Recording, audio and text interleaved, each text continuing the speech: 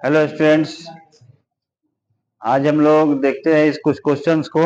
सबसे पहले तो मैं थोड़ा सा बताना चाहूँगा कि जो आपका क्वेश्चन है, मैथ का जो क्वेश्चन आता है आपके बोर्ड एग्जामिनेशन में, वो 3 तरह का आता है। एक नंबर के क्वेश्चन रहते हैं ऑब्जेक्टिव, जिनको कहा जाता है MCQ, मल्टीपल चॉइस क्वेश्चन, यानी एक क्वेश्चन है उसके 4 आंसर रहेंगे, जिसके लिए आपको OMR शीट दिया जाएगा। उसके बाद 2-2 मार्क्स के कुछ क्वेश्चन रहेंगे, और फिर ये कुछ बड़े क्वेश्चन। तो आज हम लोग जो वही क्वेश्चन देखेंगे जो बड़े होंगे, यानी दीर्घ उत्तरीय टाइप के होंगे, और 5-5 मार्क्स के क्वेश्चन आपके एग्जामिनेशन के लिए आएंगे। तो चलिए इसको शुरू करते हैं। अगर अभी तक आप लोगों ने चैनल को सब्सक्राइब नहीं किया तो कर लीजिए, और बेल आइकन को प्रेस कीजिए ताकि आपकी तैयारी और अच्छे ढंग से हो सके। चलिए स्टार्ट करते हैं, क्वेश्चन को समझते हैं। पहले क्वेश्चन क्या कहता है, उसके बाद आगे। क्वेश्चन कहता है कि रैखिक समीकरण युग्म 5x - 6y + 30 = 0 तथा 5x + 4y - 20 = 0 का आलेख खींचे तथा हल करे। Draw a graph for the equation 5x - 6y + 30 = 0 and 5x + 4y - 20 = 0 - 20 = 0 and solve it. तो सबसे पहले हम लोग इस तरह के क्वेश्चंस को, जब चूंकि ये ग्राफ कह रहा है बनाने के लिए, तो इसके लिए एक सारणी बनाएंगे। 5x - 6y + 30 = 0 के लिए सारणी। तो देखिए, सारणी में पहले आप वैल्यूज को यहाँ पुटअप करेंगे, x और y।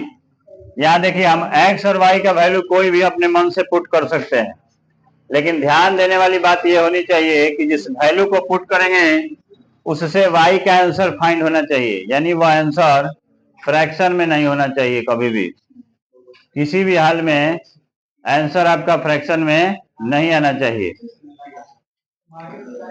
तो देखिए, यहाँ कुछ वैल्यू को हम लोग क्या करेंगे, पुट करने की कोशिश करेंगे। जैसे मान लीजिए कि x का वैल्यू मैंने रख दिया -6, तो 5 into -6 -6 into Y equal to हम 0 -30 लिख सकते हैं। ये +30 उधर जाएगा तो -30 हो गया। -6y इक्वल टू -30, और इधर से मल्टीप्लाई करेंगे तो ये भी -30, यानी -6y इक्वल टू -30 और +30। तो y का वैल्यू आ जाएगा आपको 0 और बाई -6, यानी y का वैल्यू आपका आ जाएगा क्वेश्चन में 0। तो यहाँ 0 पुटअप करेंगे। फिर x का वैल्यू हम क्या रखेंगे, तो 6। तो देखिए 5x यानी 5 इंटू 6 और -6y इक्वल टू 0 -30। अब इस वैल्यू को अगर हम लोग यहाँ पर नीचे दिख नहीं रहा होगा, मुझे लग रहा है ऐसा, तो मैं याद बनाता हूँ इसके आगे। 5 6 या 30 या -6y इक्वल टू -30, यानी -6y इक्वल टू -30, और ये भी -30, प्लस उधर जाएगा तो माइनस हो गया, यानी y equal to -60 by -6 cancel हो गया। तो इसका आंसर आ गया y इक्वल टू 10। तो यहाँ y का वैल्यू 10 पुटअप करेंगे। अब अगली जो सारणी होगी हमारी, वह होगी 5x + 4y - 20 इक्वल टू 0 के लिए सारणी।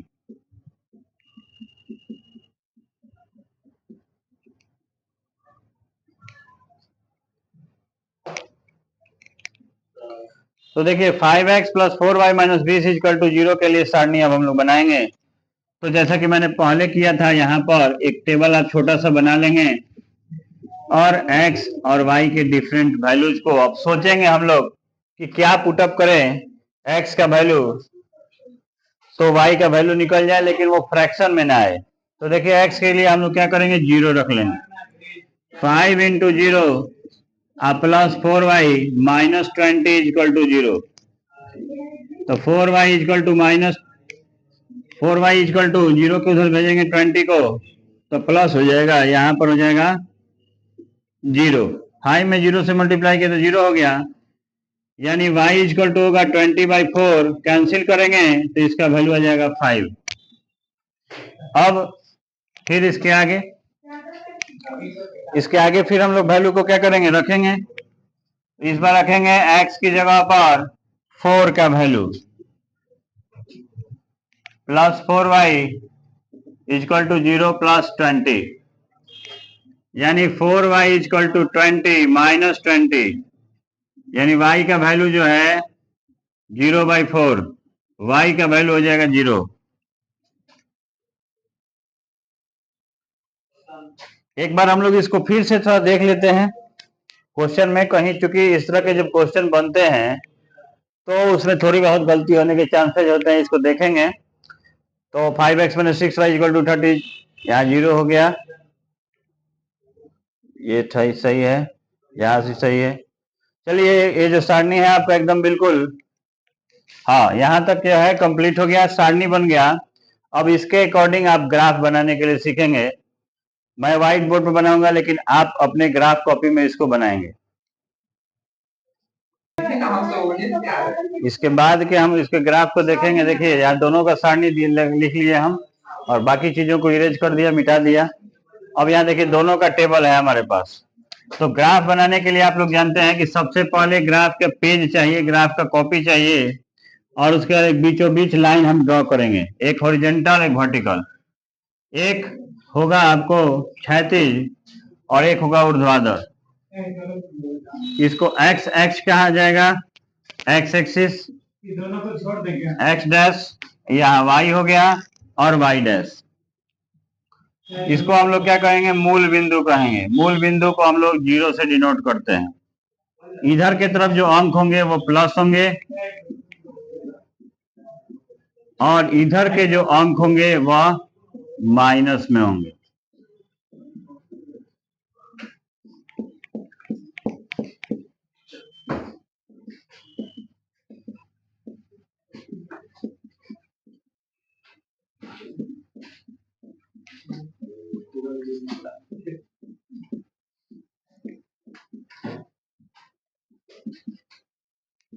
फिर यहाँ ऊपर में भी माइनस, ऊपर में प्लस और नीचे में माइनस यहाँ लिखेंगे। और एक बार अपने सारणी को, अपने टेबल को देख लेंगे कि उसमें कुछ वैल्यू जो है इधर उधर तो नहीं है, कोई ज्यादा वैल्यू तो नहीं है, y का 10 तक है, ठीक है, हो जाएगा। और उसके बाद x में कोई ज्यादा वैल्यू नहीं, ठीक है, x माइनस 6। देखिए पहला ही हम लोग देखते हैं तो यहाँ x का वैल्यू है -6 और y है 0। तो यह वह पॉइंट होगा जहाँ x का वैल्यू -6 और 0 होगा। दूसरा है कि x का 6 और y का 10। तो देखिए x का वैल्यू 6 और y का 10, यहाँ से डॉटेड लाइन और यहाँ से भी डॉटेड लाइन हम लोग ड्रॉ करेंगे, 6 और 10। एक चीज का ध्यान रखेंगे आप लोग कि जब एग्जामिनेशन हॉल में आप इस क्वेश्चन को बना रहे होंगे तो वहां ये जो मेन लाइन है इनको हम लोग स्ट्रेट लाइन से डिनोट करेंगे, और जिस लाइन के द्वारा इसको रिप्रेजेंटेशन किया जाएगा उसको डॉटेड लाइन से रिप्रेजेंट किया जाता है, यानी डॉट डॉट स्ट्रक्चर के द्वारा इसको हम लोग क्वेश्चन को बनाते हैं। फिर आगे देखते हैं, यहाँ पर वैल्यू दिया है x का 0 और y का 5। x का वैल्यू है 0 और y का वैल्यू है 5। देखिए x का वैल्यू 0 और y का वैल्यू 5, तो यहाँ आएगा y पर 5 और x पर 0। उसके बाद है x का वैल्यू 4 और y का वैल्यू 0। तो देखिए x का वैल्यू 4 और y का वैल्यू 0। यहाँ पर हम लोग इसको फाइंड आउट करेंगे, x का वैल्यू 4, x का वैल्यू 4 और y का वैल्यू 0। अब इन दोनों लाइन को हम क्या करेंगे, तो मिला देंगे। देखिए यहां से एक लाइन ड्रॉ किया मैंने, आप स्केल से करेंगे बिल्कुल स्ट्रेट जाएगा, और एक इन दोनों को मिलाएंगे। आप देख रहे होंगे कि एक निश्चित बिंदु पर, एक निश्चित जगह पर ये दोनों लाइन जो है एक दूसरे को इंटरसेक्ट कर रहे हैं। तो जिस पॉइंट पर ये इंटरसेक्ट करेंगे वही हमारा फाइनल आंसर होगा। यानी x का वैल्यू और y का वैल्यू हम लोग इस पॉइंट के हिसाब से फाइंड करेंगे। देखिए तो x क्या है, यहाँ पर 0 है, और y का क्या वैल्यू लिखा हुआ है यहाँ पर 5। यही हमारा फाइनल आंसर हुआ।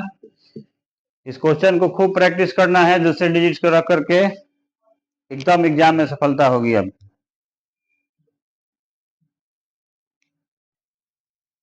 तो दीर्घ उत्तरीय का आज का ये दूसरा क्वेश्चन था है और बहुत ही इंपॉर्टेंट है।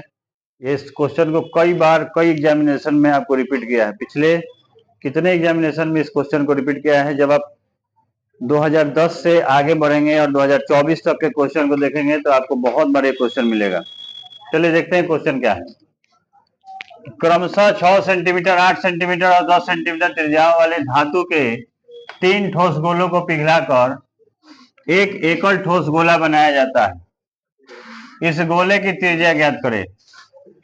Metallic sphere of ready 6 centimetre, 8 centimetre and 10 centimetre respectively are melted to form a single solid sphere. Find the radius of the resulting sphere. यानी कि 3 जो स्फीयर हैं, 3 ठोस गोले हैं, उनको पिघलाकर और एक गोला बनाया गया है। ऐसा क्वेश्चन जैसे ही आपको मिलेगा आप वॉल्यूम को निकालेंगे और एक बात का ध्यान रखेंगे कि कभी भी इस तरह के क्वेश्चंस में पाई का वैल्यू ना लिख करके पाई को पाई के रूप में लिखेंगे ताकि क्वेश्चन को बनाना आसान हो जाए।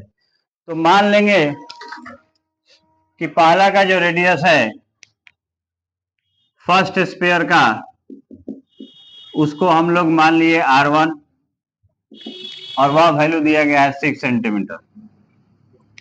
सेकेंड वाले को मान लेंगे R2 मान लिया और वह दिया गया 8 सेंटीमीटर। और थर्ड वाले को मान लेंगे R3 और वह दिया गया 10 सेंटीमीटर। और जो न्यू स्फीयर का रेडियस है उसको मान लिया हम लोगों ने कैपिटल R। अब जो है इन तीनों को पिघला करके नया वाला बनाया गया है, तो volume of 3 sphere equal to volume of new sphere, आपका ये आएगा वैल्यू, बिल्कुल एग्जैक्ट यही आएगा। यानी इन तीनों के वैल्यू को जोड़ेंगे वॉल्यूम के तो इसके वॉल्यूम के बराबर हो जाएगा। अब चलिए फॉर्मूला का इंप्लीमेंटेशन करते हैं। 4/3 पाई R1 का क्यूब प्लस 4/3 पाई R2 का क्यूब प्लस 4/3 पाई R3 का क्यूब इक्वल टू 4/3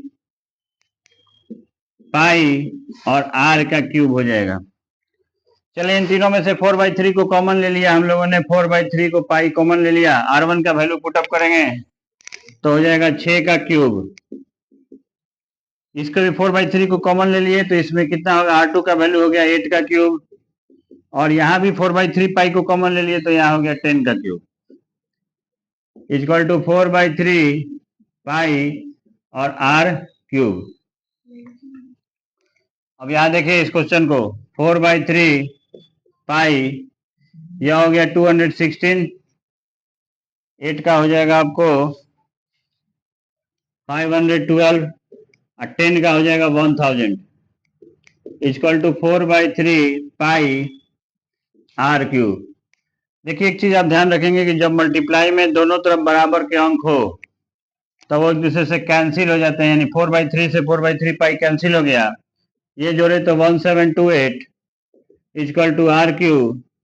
और जब Q को इस तरफ भेजेंगे, देखिए यहाँ नहीं दिख रहा होगा इसलिए इधर लिखते हैं, तो RQ का वैल्यू और में हम क्या लिख सकते हैं कि 1728, यानी R इक्वल टू, सॉरी नहीं दिख रहा होगा इसके लिए, RQ का वैल्यू हम लोगों ने लिखा 1728, तो R का वैल्यू हो जाएगा क्यूब रूट 1728। जब इसको आप फैक्टराइज करेंगे तो ये आपका आएगा, प्राइम फैक्टराइजेशन करके निकाल लीजिएगा तो इसका वैल्यू आ जाएगा आपको 2 इंटू 2 इंटू 2 और फिर 2 इंटू 2 इंटू 2 और उसके बाद 3 इंटू 3 इंटू 3।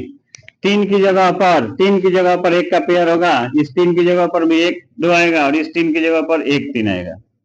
यानी इसका 12 सेंटीमीटर जो नया आपका जो नया स्पेयर आएगा उसका रेडियस होगा 12 सेंटीमीटर।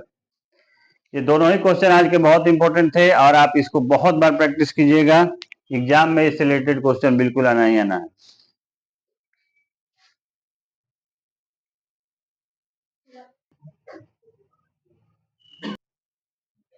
मिलते हैं फिर नेक्स्ट वीडियो में। उम्मीद है कि आप इस क्वेश्चन को खूब बहुत बार प्रैक्टिस कीजिएगा, क्योंकि मैथ प्रैक्टिस का चीज है। तो जितनी भी ज्यादा बार प्रैक्टिस करेंगे उतना ही क्वेश्चन आपका सॉल्व होगा, उतना ही अच्छे से आप इस क्वेश्चन को बना पाएंगे एग्जामिनेशन हॉल में। थैंक्स।